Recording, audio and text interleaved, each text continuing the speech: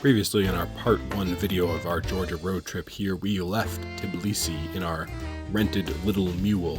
We headed up to a beautiful town up north called Stepantsminda, and along the way we saw some very cool, very interesting stuff, a very beautiful drive up to Stepantsminda. And eventually we arrived here at this beautiful guest house where we have this view from our backyard. And the following day, we start up part 2 of our video. Welcome back everyone from a windy mountaintop here in Stepantsminda in Georgia. We are here for part 2 of our epic road trip through the Caucasus Mountains here. We're standing right here in front of the beautiful Gergeti Trinity Church. We're actually in Gergeti, which is like a little town right next to Stepantsminda. The first thing I want to do is I want to go up to the Gergeti Church up there, because I think we can get a beautiful view of Stepantsminda from up above. We drove up a series of like switchbacks along a mountain road to get up here.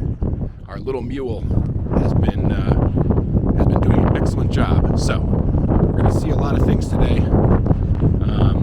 There's a lot of things to see both around here and also on the road back towards Tbilisi, things that we may have missed in the previous videos, so come along. Thanks for clicking on the video. If you want to help out the channel and help it grow, I really would appreciate it. Click on the like button down there, the subscribe button, and the little bell next to it to be notified for when new videos drop. It really helps the channel grow because it's going to help the YouTube algorithm recognize this content and spread it to other YouTube viewers. If you'd like to support the channel monetarily, I would appreciate that as well. You can leave a super thanks by clicking this thanks button here and give a small donation to the channel. I appreciate your support. So back to the video. Enjoy. The view from out behind that church looking down on Stepantsminda was absolutely amazing. The wind up here though was crazy.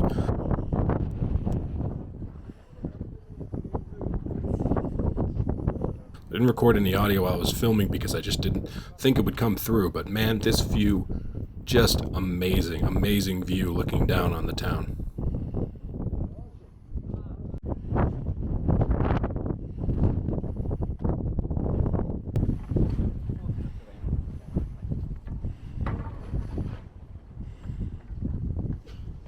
The view up there was definitely amazing. The view down onto Stepantsminda. It was very, very cold and windy up there though. I did not come prepared for this trip. During the day, out on the roads, very nice, pleasant. Up here in the mountains in the morning, it's extremely windy, very cold. Anyway, we're gonna be moving on to our next spot, and that is going to be a few kilometers north of here, and you'll see when we get there.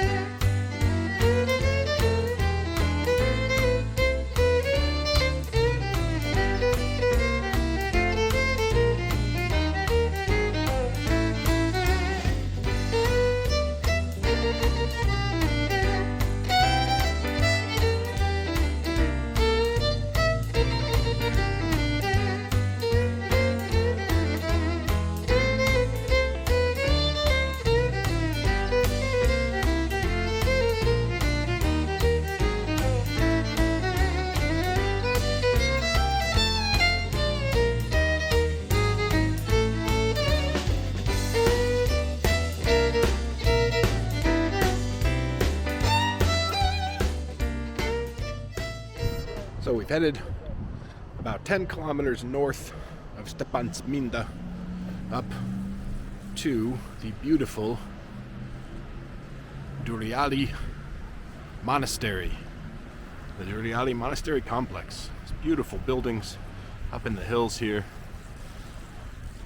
And the road to get up here was relatively treacherous. That's why I didn't get too much footage of it. But another interesting thing about where we are right now is we are right next to the border checkpoint. In fact, it's right over there. That is the border with Russia. And as you can see, there are tons of trucks lined up. This actually goes way, way back, all the way back around the curve and into a tunnel back there. These trucks lined up, waiting to clear customs and go into Russia. Now this checkpoint is interesting because it is like the one of the only border crossings from Georgia into Russia. Because even though Georgia and Russia are right next to each other, there are the Caucasus Mountains. These gigantic mountains in between the two countries. And so,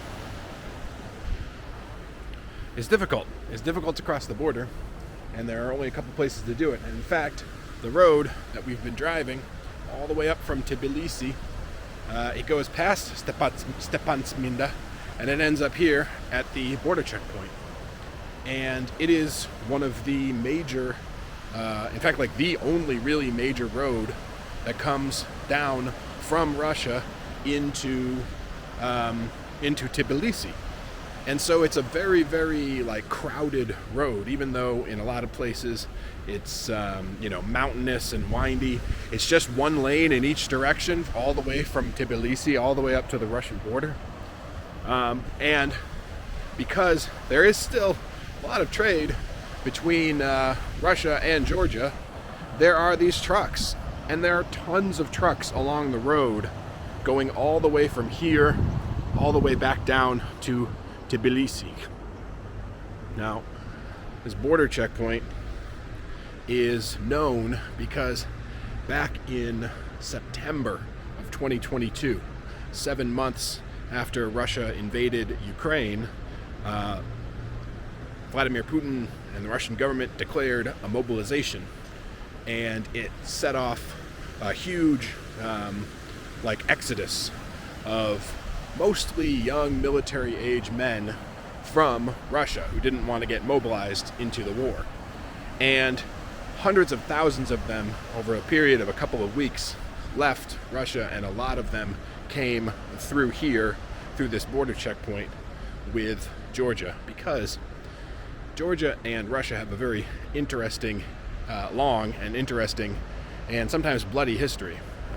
Like we saw in our video where we visited Gori, in the museum there, the War Museum, and also in a small section in the Joseph Stalin Museum, there were sections dedicated to Georgian soldiers who fell during the conflicts with Russia. And the most recent of those conflicts with Russia was in 2008.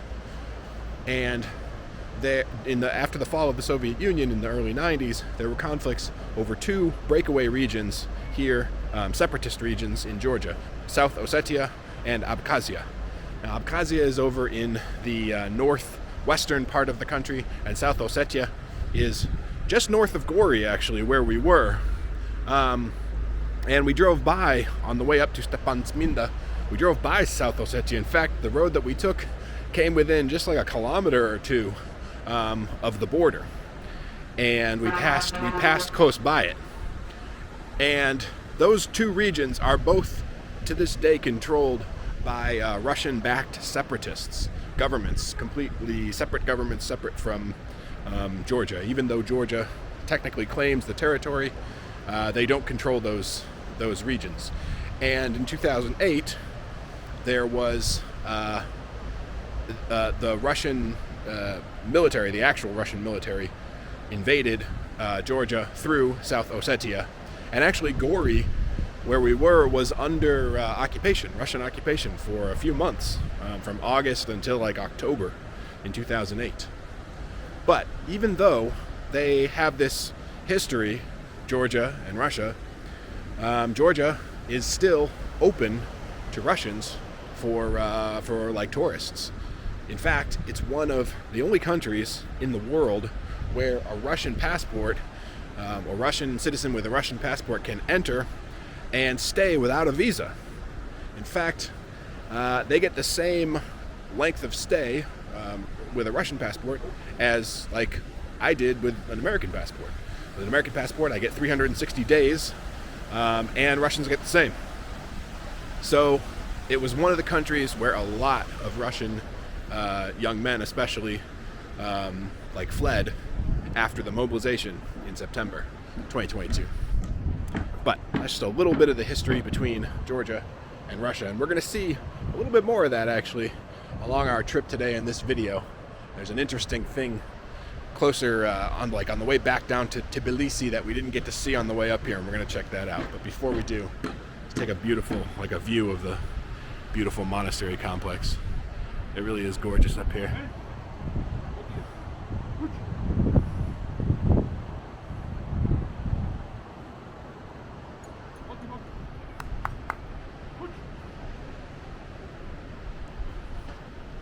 Beautiful. All right, we get back on the road and we head back down the treacherous road through Stepantsminda one last time, and then we're gonna head back towards Tbilisi and catch some of the things that we weren't able to see on the way up. Very interesting stuff. So let's go.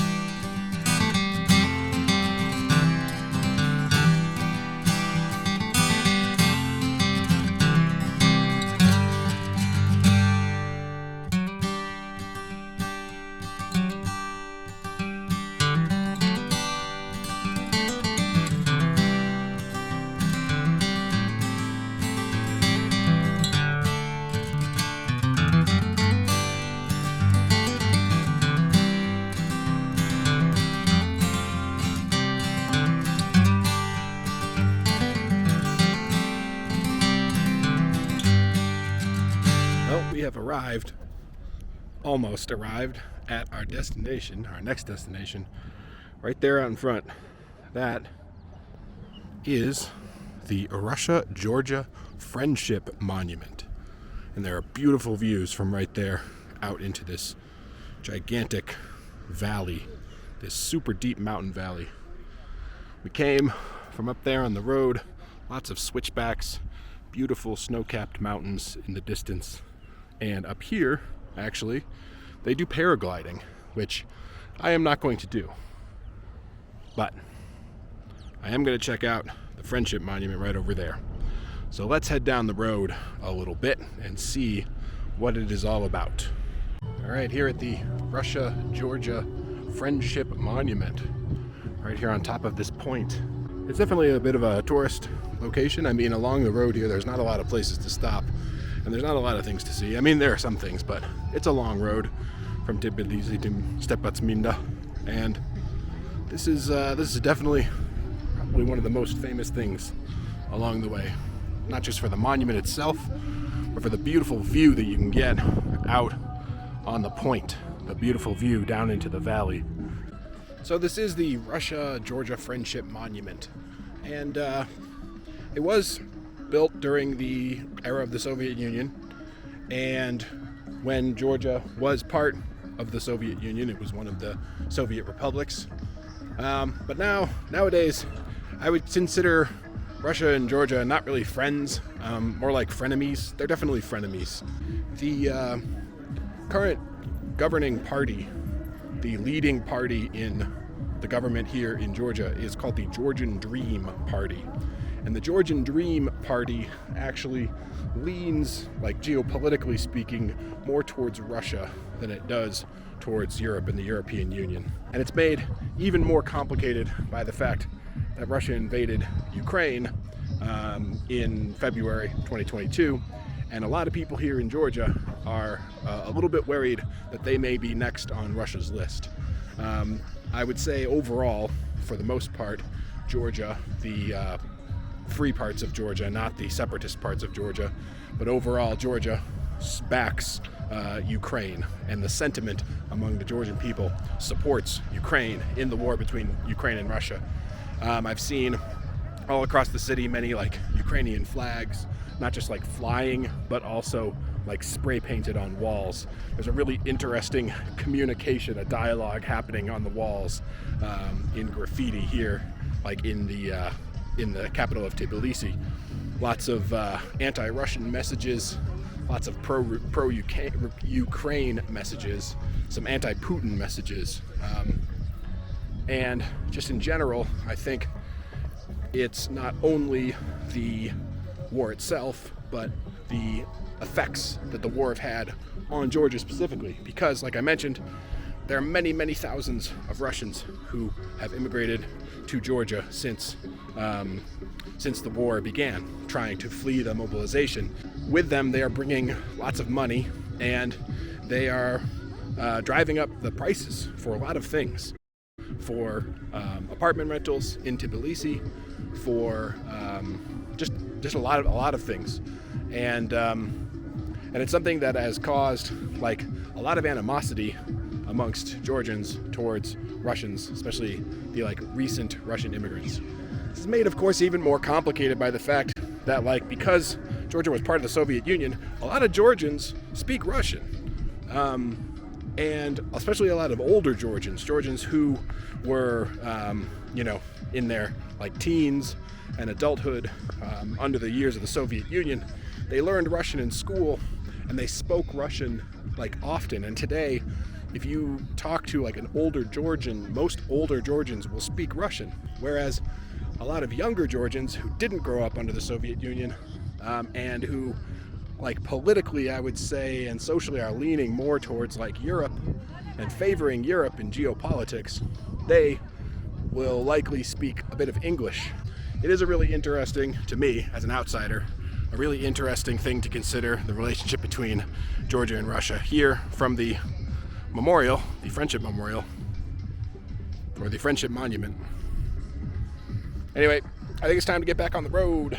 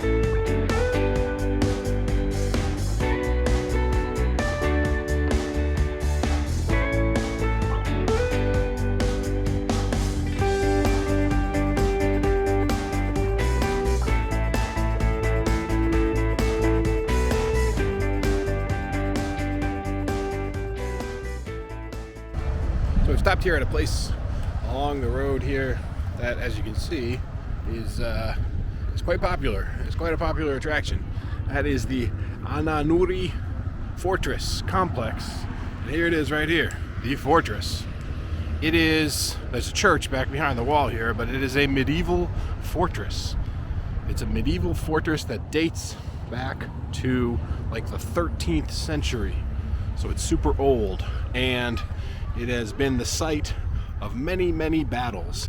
And actually, the name, Ananuri, is really interesting. The origin of the name, from what I've researched, the name comes from a particular siege in which there was a secret tunnel that led out of the complex and out into the river. You can see the river, the wide part of the river back there.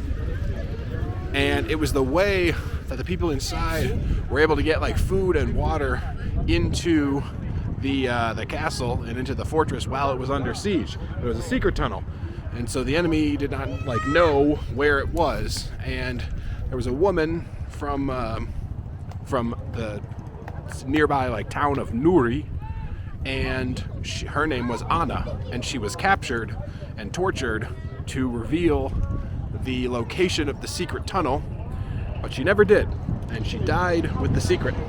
And so the fortress complex takes its name in honor of Anna from Nuri, so it's named Ananuri.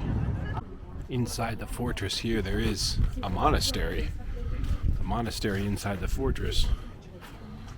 Actually really close to it here. I'll try and get a better view, but there's Georgian script on the side. Of course, I don't read Georgian, so I don't know what it says. As we head down here towards the back wall here of the monastery that is up against the river, you can see where the river is. See the church here with the monastery. It's really beautiful. And of course, like a very touristy spot. So like there's a lot of other stuff around here that you can, there's like, you can get snacks and drinks and whatnot out front, souvenirs, things like that. There is a parking lot, which is nice. It's pretty big. It's just really cool to see this like super old fortress. I mean, 13th century, that's like the 1200s. This is a full-on medieval fortress. Knights and dragons kind of stuff.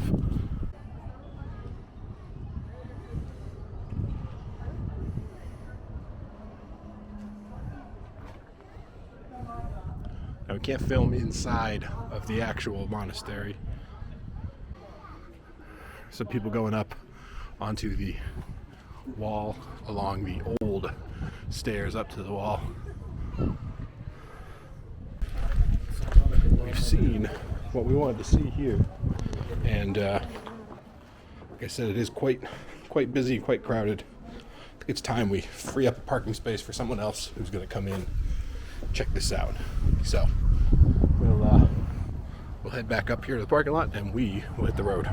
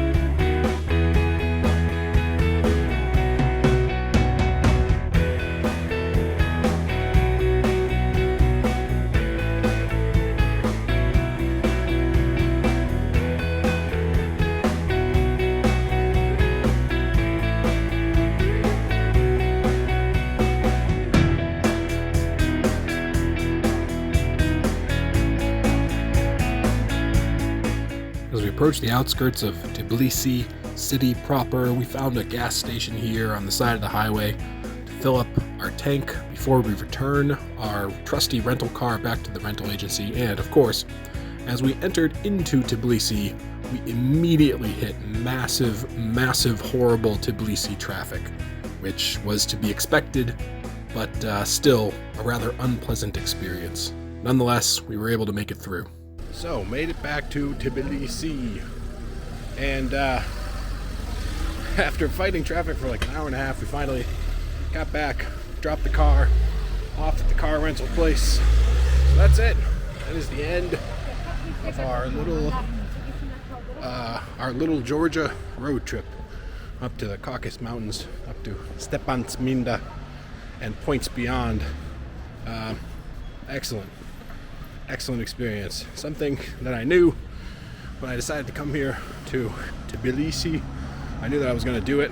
I knew that I was going to make that trip because, I mean, it's something that I had seen only in videos, and I wanted to see it with my own eyes. Those beautiful mountains, the wonderful landscape up there, just amazing. Definitely worth the extra cost of renting the car and heading up there. Now, if you're ever here in Tbilisi, I would highly recommend going up that road up to Stepantsminda. I think it's 100% worth it. And if you decide that you don't want to rent a car, you don't want to drive yourself, there's other options. There are tour buses that go up there, like basically like marshutkas, but tour buses, marshutkas. And you could hire a driver to get up there as well. Definitely options other than renting a car yourself. So definitely do it. It's 100% worth it to see, and it's something that I think for your Tbilisi experience, it's something that you need to do. You need to do to get the full experience. Go up to the mountains and really explore up there. Anyway, I hope you guys enjoyed this video. There's plenty more coming from here in Tbilisi, so stick around for that. I will see you in the next one.